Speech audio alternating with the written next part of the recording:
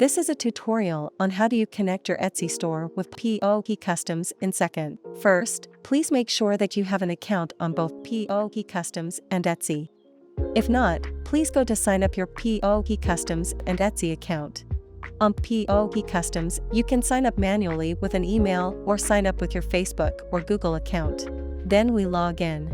Click the stores in the left column to find the Etsy Connect button. You can view the tutorial before you get started.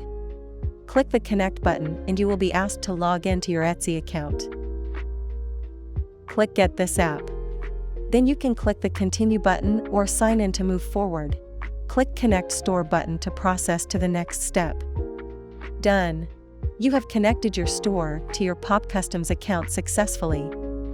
Now let's go to check and confirm the store settings first. You can change the currency to AUD or others.